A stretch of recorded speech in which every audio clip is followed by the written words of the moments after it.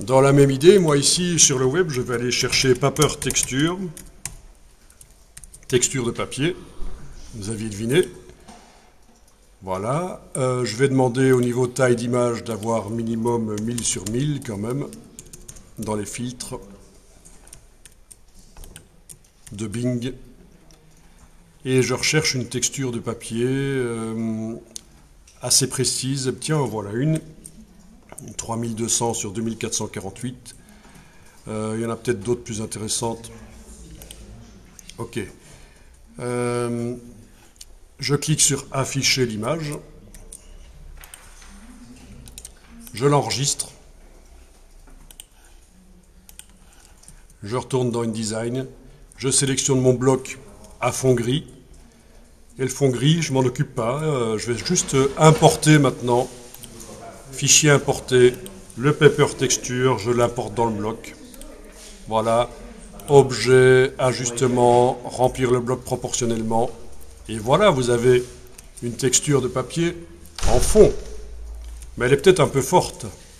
Il faut peut-être y aller maintenant par la transparence pour la faire un peu plus discrète, voire même la retoucher un peu dans Photoshop, pourquoi pas. Voyez? On a une texture de papier en fond, ça peut être très sympa. Donc c'est la même chose que le fond gris, sauf que on ne s'occupe plus de quelle est la couleur du fond gris, les 5% de noir, là on ne les voit pas. Hein, d'ailleurs si j'augmente le noir à 100%, ça ne se voit pas qu'il y a du noir à 100%, parce qu'en fait maintenant j'ai chargé, j'ai importé une image dans le bloc, une image que elle j'ai mise à moins fort, hein, parce que sinon ça donnait ça.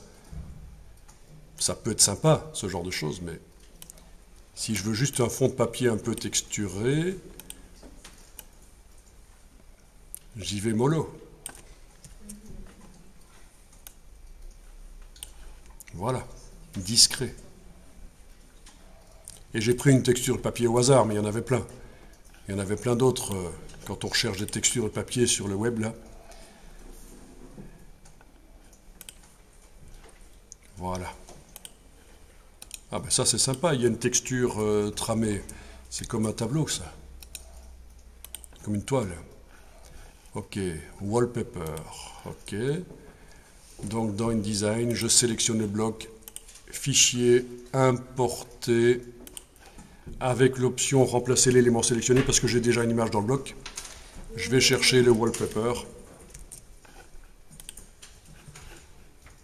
J'ajuste, je remplis le bloc proportionnellement d'une manière ou d'une autre.